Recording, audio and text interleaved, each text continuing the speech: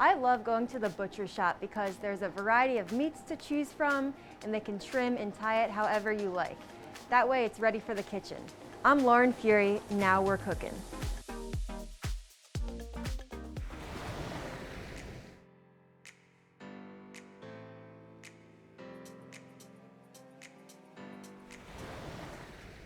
Erin Norcross, welcome to my kitchen. Thank you so much for having me, Lauren. I'm so glad you're here, and ever since I met you at a foodie party, I just was drawn to your warmth, your humility, and how kind you are. And Erin is very talented as a recipe creator and developer, a content creator here in Charleston, and she's known for her viral grocery hauls, which I love to watch. Oh, they're a lot of fun. And you've managed many test kitchens for about a decade, right? Yeah, including my own. Including your own.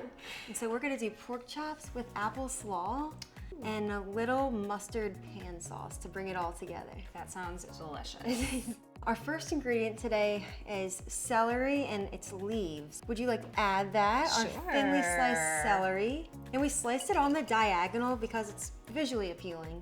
And then the celery leaves, I'll add with the side of this knife and go, make it rain. You know, with cooking, we always try to keep it clean as we go, as clean as we can. If we leave a little mess, you know, we're cooking after all, right? This is true. Would you like to add the apple cider vinegar? Ooh, yes. And to add the acidity as well as to reinforce that apple flavor. We have some extra virgin olive oil. That's a staple in my kitchen. What are some oils and vinegars that are staples in your kitchen, Erin? Definitely olive oil. Olive oil. Yeah. Salt everything, basically. Salt day.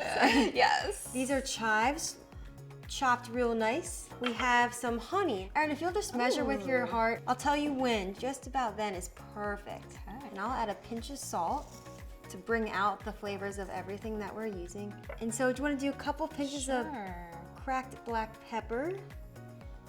We'll add our herbaceous parsley. This is whole grain mustard, so we'll add about half of this pinch bowl. And so the whole grain mustard, I like how the seeds like pop in your mouth. I love a whole grain mustard. And you'll see when it all comes together, the mustard seeds just look visually appealing, super nice. Now, Erin, you a big zester? I can zest, yeah. I have hurt myself before zesting on my thumb. Have you ever done that? Hurt your thumb? Oh, yes. Yeah. I'll help you out today. So we're gonna go just until we see the white part. And then because that white is the bitter pith. There I go with my thumb.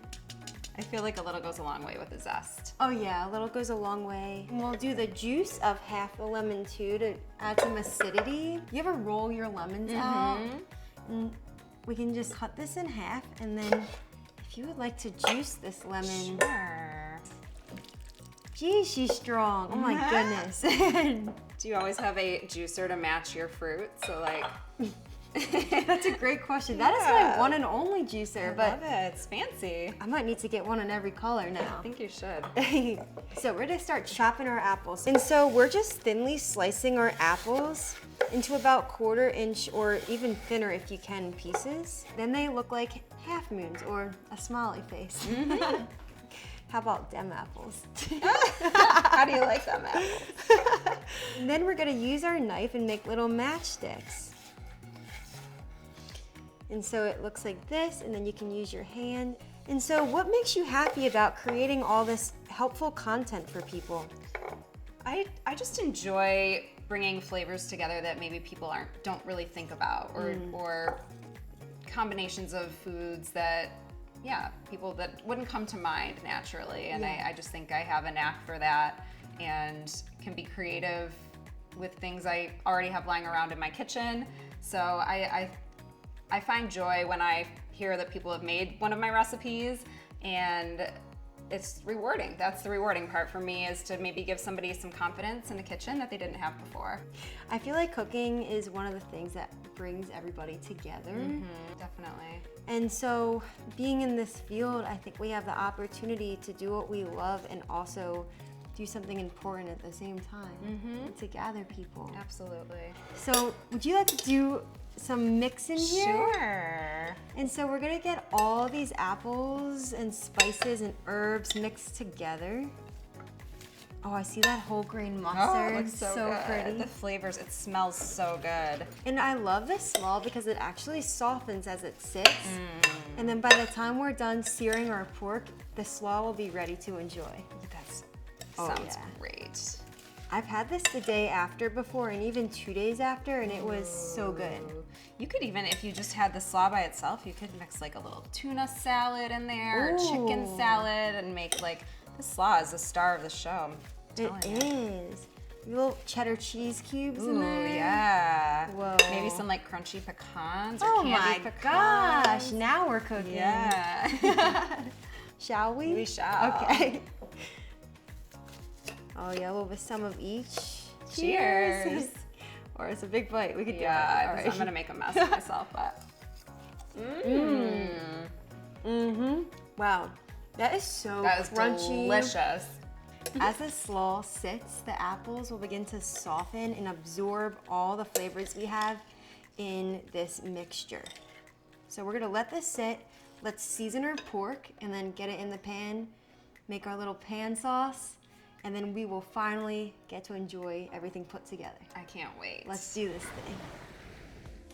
These are Duroc pork chops, and they are an American red breed hog, and they're super tender and a little bit of marbling, but they are really lean and very flavorful. So we've got this extra virgin olive oil, and we're brushing it because we want to be sure that the olive oil is on the pork to help the seasonings stick to the pork. And then we will be sure to add that to the pan, and we won't need to add as much oil in the pan since we're brushing it. Such an artiste you are. Yes. I love a good brushing moment. Oh yes. Can't brush the process too much. All right, and pepper. Oh yeah. So I like Erin's big pinches of seasoning. Yes. Because some comes off in the pan. Absolutely. Which is okay because we're gonna be making a pan sauce. So now I'm gonna just pat it into the pork. Are you ready to rock, Erin? I'm ready to do rock. All right, let's take this over to the stove. Okay. All right. So we have a hot pan here. We have a cast iron pan because we're in Charleston after all. And why don't you add that olive oil there to the pan? Sure. We'll let that get hot for a couple moments. Oh yeah, that looks amazing. And that pan's already nice and hot, so I'm gonna just go ahead and add these seasoned pork chops. Ooh, that's what you want to hear, right? All right. Let's crank the heat up a little bit. What you think?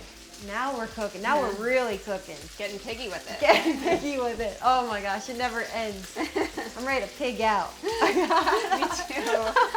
Let's flip them over now. I think they're ready to flip. Oh yeah. And Erin flips them away from her so they don't splash her. Oh yeah. Perfect. Now let's get the sides of these porks too. Erin's turning it around to get the other side. Okay, we can put it down now. Okay. Do you want me to do it too? Yeah, maybe so. Yeah. Oh yeah, nice and juicy. It is. I'm gonna check the temperature on the pork. Perfect. Let's take our pork chops onto the wire rack. I like to cook my pork to 145 degrees Fahrenheit, but it's all based on personal preference. So we're gonna start making our pan sauce now. You ready? Ready. So we're gonna put the shallots and the garlic in there. And then here's a little spatula for you to stir it all together. Thank you. And I'll take that plate for you when you have a minute. There you go. Thank you. And then we're gonna cook them just till they soften. You can do a little pinch of salt and pepper. And then right away, we're gonna add our white wine. Oh yeah. Now we're cooking. Oh yeah, yeah. Then let's go ahead and add that rosemary sprig right in there to get that flavor. Yes. And it's a no fuss recipe. You just remove the rosemary sprig after you're done cooking. Like a bay leaf. Like a bay leaf.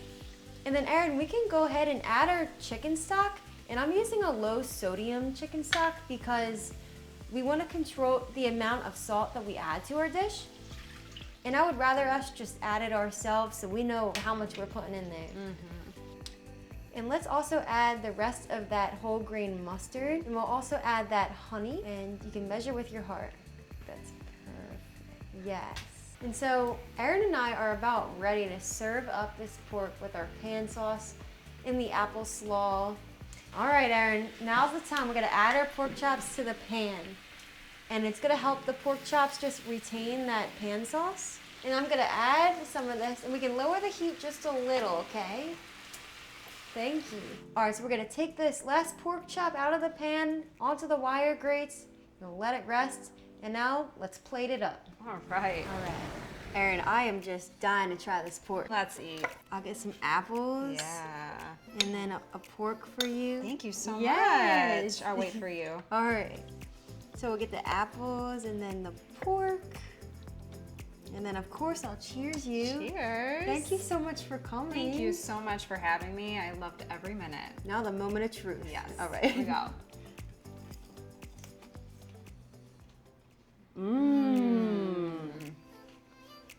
Okay. That's so juicy. And that pan sauce that we had on top of that pork with the slaw, that was a really good bite. The traditional pork and apples is good, but I think I gotta stick with this version I think now. you kicked it up a notch here. Well, so good to see you. So great seeing you, Lauren. Thanks again. It's a pleasure. It always is. I'm Lauren. This is Erin. Thank you for watching. Now we're cooking.